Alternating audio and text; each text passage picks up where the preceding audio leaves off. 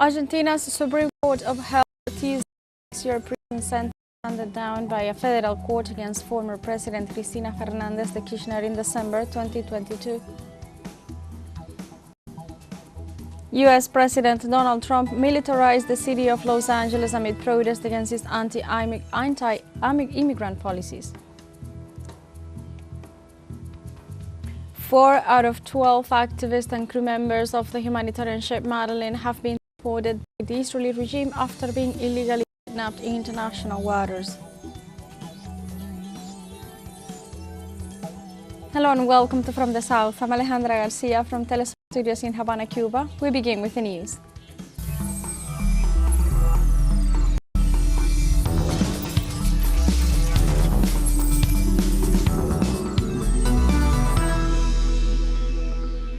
Argentina's Supreme Court upheld Tuesday the 6-year prison sentence handed down by a federal court against the former President Cristina Fernández de Kirchner in December 2022. The ruling also establishes Fernández's perpetual disqualification to hold public office. The decision represents a turning point in the judicial and political history of the South American country by confirming for the first time a criminal conviction against the former president. The 3 top court justices dismissed the arguments of the defense, which had questioned the impartiality of the process and the strength of the evidence presented by the prosecution.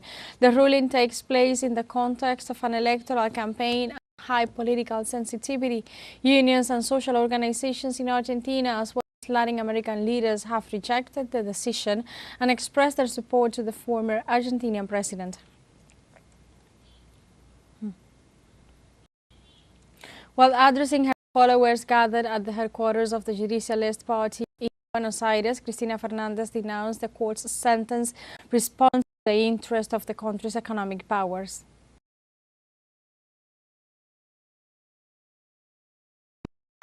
To the popular vote is not put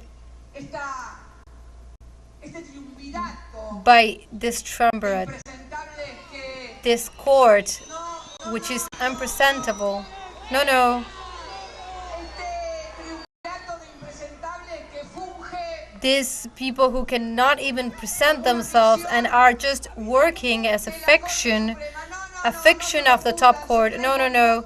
It's just three men that are just responding to higher interests that are way above them. So the worst. And it's not either it's not the opposition, it's the concentrated economic power of Argentina, dear comrades, that it's saying that you need to put down the telephones that they cannot see. Please let the comrades see. It's the concentrated economic power.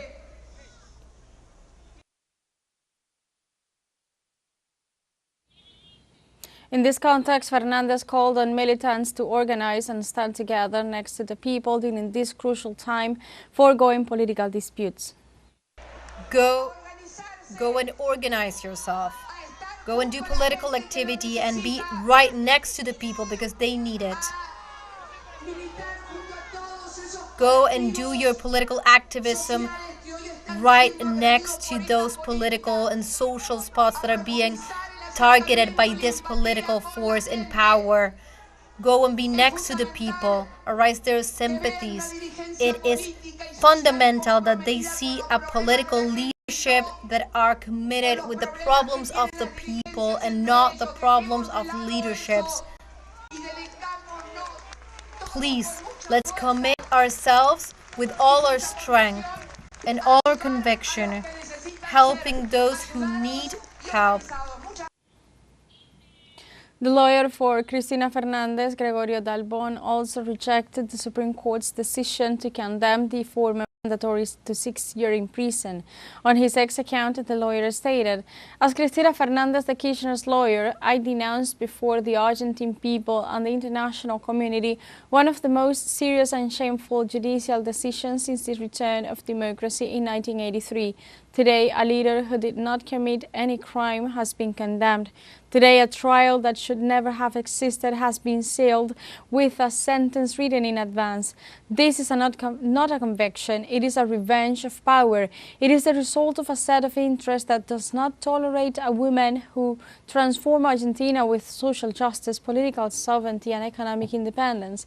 A leader who was not and will not be part of the system of privileges that governs from the shadows. There is no crime, there is no proof, there is no justice. We say it with all legal clarity. There is no typical anti-juridical or guilty act attributed to Cristina Fernández de Kirchner. There is no direct or indirect evidence. There is no malice. There is no personal benefit. There is no participation. There is not even a clear description of the punishable act. The sentence is based on speculations, inferences, and a story created outside the file. It is an artificial construction that ignores the principles of legality and flagrantly violates all due process guarantees. Cristina is not alone. She's not defeated. She's not condemned by history. History has already absolved her. The world will soon see what is happening here. A political persecution disguised as legality. It is time to fight. We will do it. The sentence is not legitimate. The judges are not legitimate. This has just begun.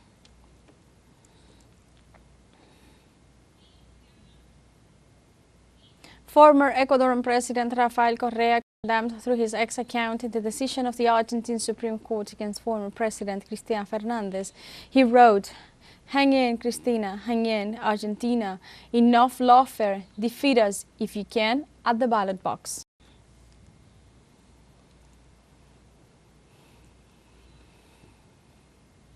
Cuban President Miguel Díaz-Canel sent also his support to Cristina Fernández and described the judicial process as a political persecution. On his official X account, the Cuban president said, "We reaffirm our unwavering support to Cristina Fernández de Kirchner in the face of an episode of political prosecution. Once again, justice is used with political motivations as an instrument of the right wing against progressive leaders in the region. Hang in, dear Cristina."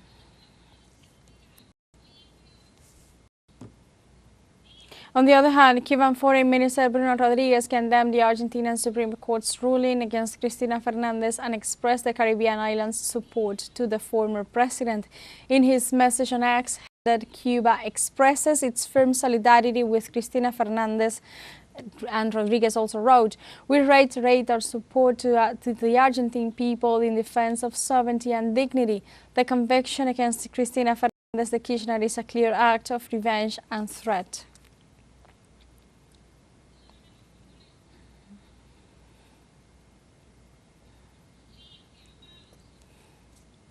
And now we have a short break coming up, but first remember you can join us on TikTok at teleSUR English, where you'll find news in different formats, news updates and more. We'll be right back, stay with us.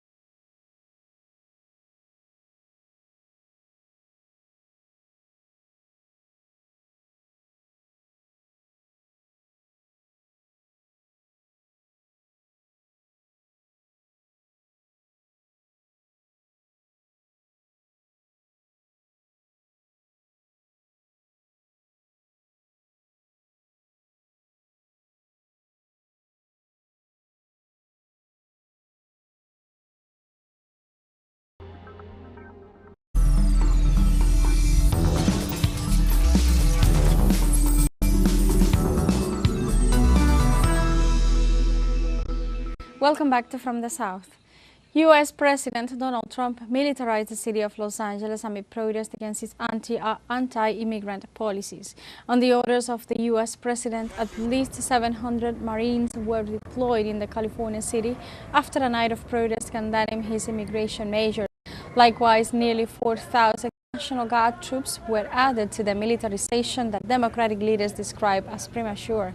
The Trump administration warned that if protesters show up at the military parade scheduled for June 14th in Washington, they would be confronted with heavy force.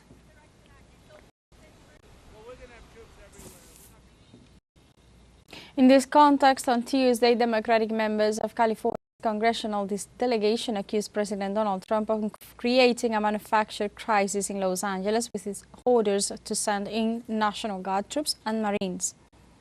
The chaos is the bait, and the switch is a constitutional crisis and power grab.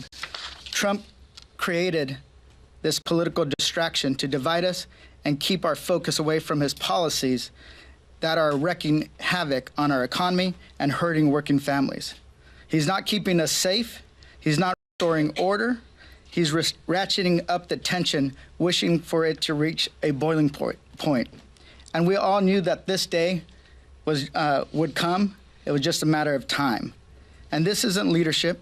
It's a deliberate attempt by Trump to incite unrest, test the limits of executive power, and distract from the lawlessness of his administration. Bringing the National Guard and the Marines only escalates tensions. Turning our neighborhoods into battlegrounds and militarizing our streets is not the answer. It's not the answer for California, and it's not the answer for any other state or municipality across the country. This Tuesday, the President of Mexico, Claudia Sheinbaum, responded to declarations of the Secretary of Homeland Security of the United States, accusing her falsely of encouraging the violent protests in Los Angeles, California. Mexican President, through her social media X, stated a few moments ago in response to a question from a media outlet, the United States Secretary of Homeland Security mistakenly mentioned that I encouraged violent protests in Los Angeles. I inform you that this is absolutely false. Here is my statement from yesterday, in which I clearly condemned violent demonstrations. We have always been against them, and even more so now in the high office I hold. On the other hand, our position is and will continue to be the defense of honest, hard-working Mexicans who support the United States economy and their families in Mexico. I am certain that dialogue and respect are the best path to understanding between our peoples and our nations, and that this misunderstanding will be cleared up.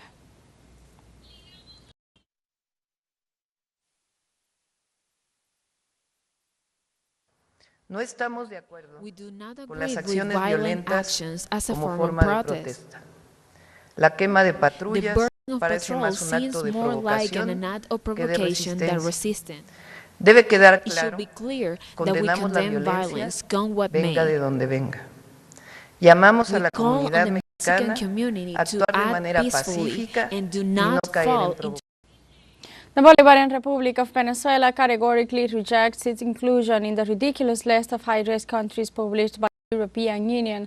Through a statement, the Venezuelan government stressed that what does represent a real risk is the European Union's inability to protect its own interests, its economy, and even its dignity.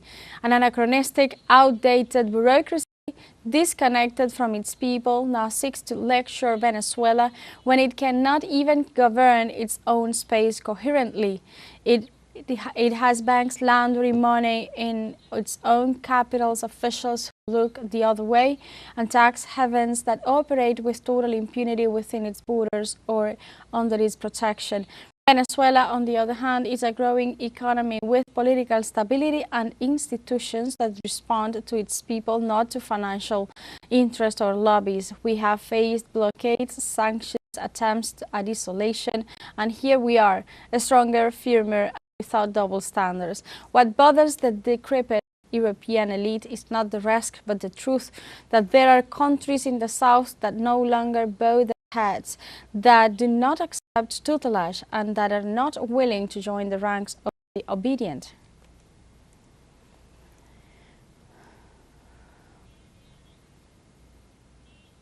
The process of swearing in of the governors elected by the Great Patriotic Poll is moving forward in Venezuela.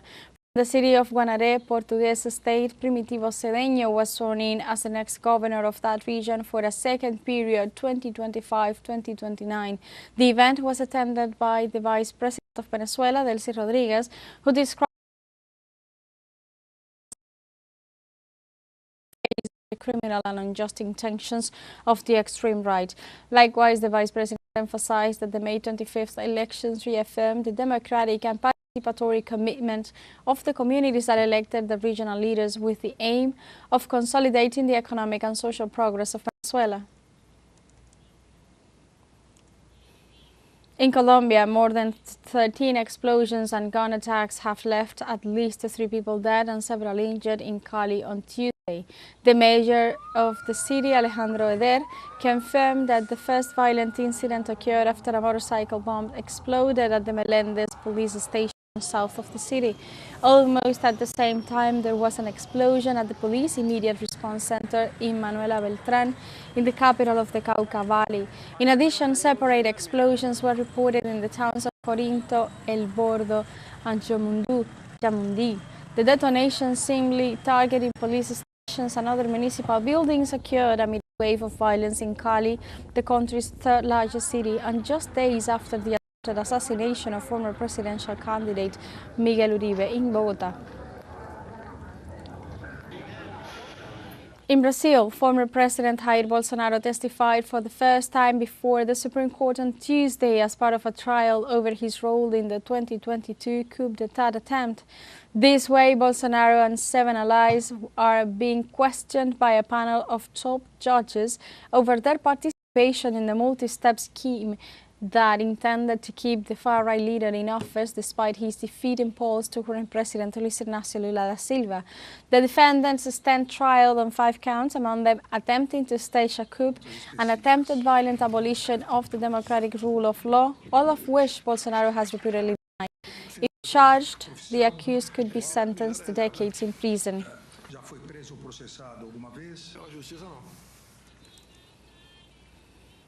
We have a second show break coming up, but before we invite you to visit our Facebook page at teleSUR English. There you'll be able to watch our top stories, special live coverage and much more. Follow our page and activate the notification button to stay up to date on the world's most recent events. Final show break, don't go away.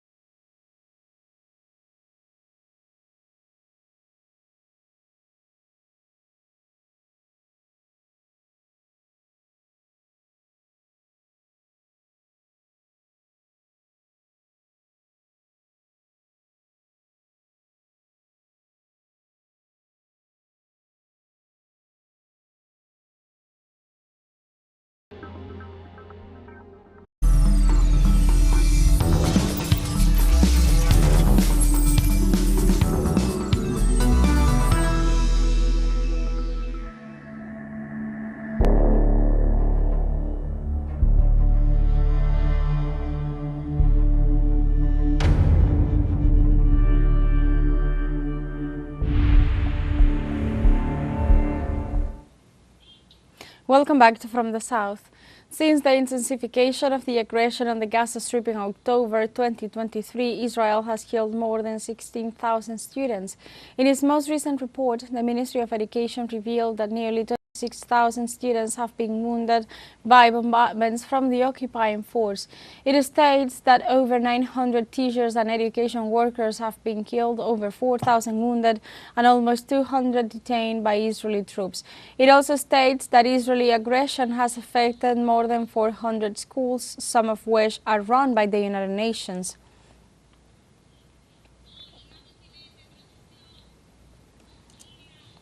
In this regard, the Palestinian Journalists Union said the number of media professionals killed by Israel's Zionist forces rose to 227 after new raids. In the most recent Israeli attack against Gaza, Palestinian journalist Mohammed Abu Alouf and 3 other paramedics were killed while they were evacuating the wounded in a school used for displaced families.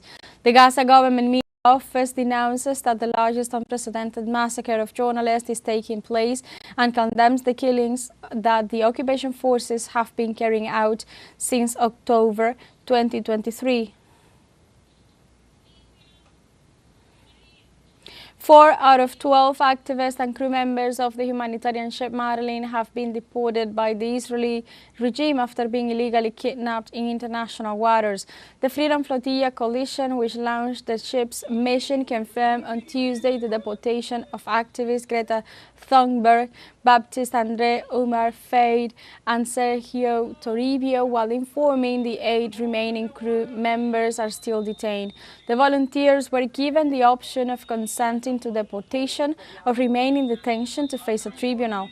In this context, the coalition encouraged some of the activists to agree to expedite return to advocate for the release of their fellow participants. The Marilyn crew members' detention has been condemned as illegal, and another Zionist attempt to block the entry of humanitarian aid to the Palestinian enclave.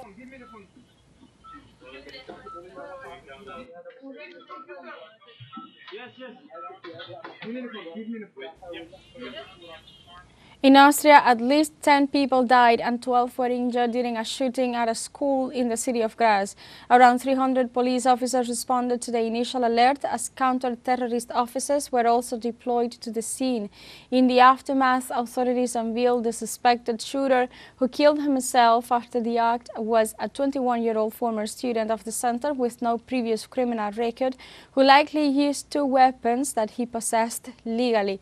In this context, Austrian Chancellor Christian Stocker has decreed 3 days of national mourning with a minute of silence to be held at 10 a.m. local time on Wednesday to mark what he described as a dark day in the history of the country.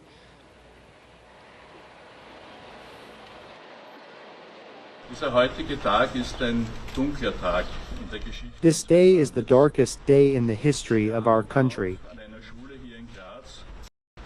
The school shooting is a national tragedy that has deeply shaken us. Through this unimaginable act, 9 people were suddenly torn from their lives. There are no words to express the pain, bewilderment, and grief. The entire Austrian nation is in shock. My thoughts and deepest sympathies are with the bereaved, the families, and those who have lost a child. Den Eltern, die ein Kind verloren haben.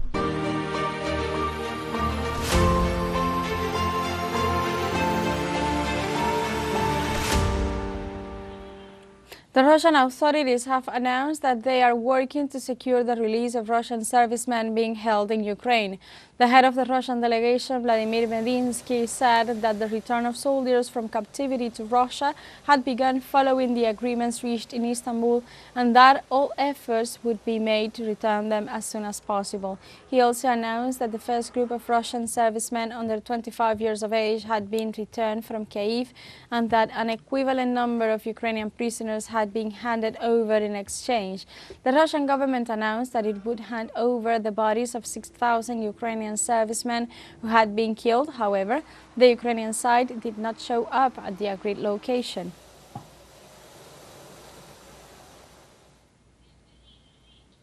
And like this, we have come to the end of this news brief, but you can find these and many other stories on our website at telesurenglish.net and join us on social media. We are on Facebook, X, Instagram, Telegram and TikTok as well. For Telesur English, I'm Alejandra Garcia. Thank you for watching.